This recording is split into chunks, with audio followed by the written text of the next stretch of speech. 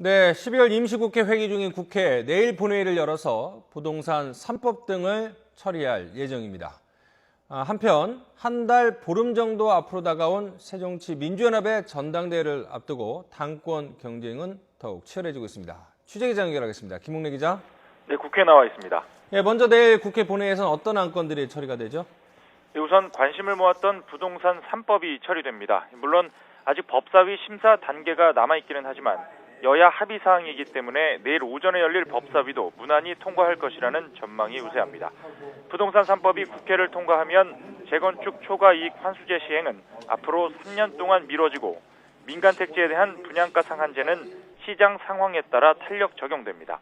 또 수도권 과밀 억제 권역에서 재건축 조합원이 분양받을 수 있는 주택 수도 3채까지 늘어납니다. 서민주거 대책 마련을 위한 국회 논의기구도 마련됩니다.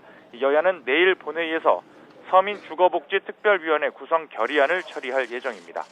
이 밖에도 내일 본회의에서는 공무원연금 개혁특위 구성 결의안이 의결되고 자원외교 국정조사 요구서가 보고됩니다. 각각 내일부터 최장 125일간의 일정을 시작하게 되는 겁니다. 하지만 공무원연금 개혁의 경우에는 공무원 노조의 반발이 심한 데다 특히 산하기구인 국민대타협기구의 구성과 성격 등을 놓고 여야가 이견을 보이고 있습니다. 자원외교 국정조사도 조사 대상과 범위, 증인 채택 문제 등을 놓고 여야가 첨예한 입장 차이를 보이고 있어 난항이 예상됩니다. 앞으로 보름 남짓 남은 12월 임시국회 기간에 쟁점 법안들이 처리될지도 관심입니다. 일단 여야는 내일 본회의 이후 서비스산업발전기본법과 의료법, 북한인권법, 김영란법, 사이버테러 방지법 등 쟁점 법안 처리를 위한 협의에 나설 예정입니다. 하지만 임시국회 일정이 촉박한 데다 야당의 전당대회 일정까지 겹쳐 성과를 낼지는 불투명합니다. 네, 새정치민주연합 당 대표 뽑는 전당대회 내년 2월 8일에 치러질 예정인데요. 자, 출마와 불출마 선언이 잇따르고 있네요.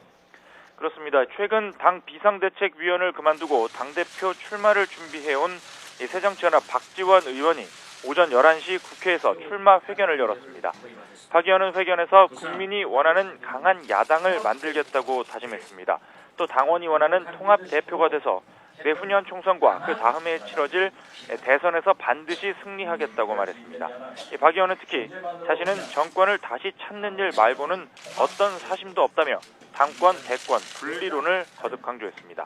당대표 출마를 앞두고 있는 문재인 의원을 겨냥한 것으로 풀이되는데요. 문 의원은 오늘 출마를 선언한 박 의원과 이미 출사표를 던진 이인영 의원, 조경태 의원 등에 이어 조만간 당대표 경선 대열에 합류할 예정입니다. 이런 가운데 비노 측의 제3후보로 거론되던 김부겸 전 의원이 정세균 전 비대위원에 이어 불출마를 선언했습니다.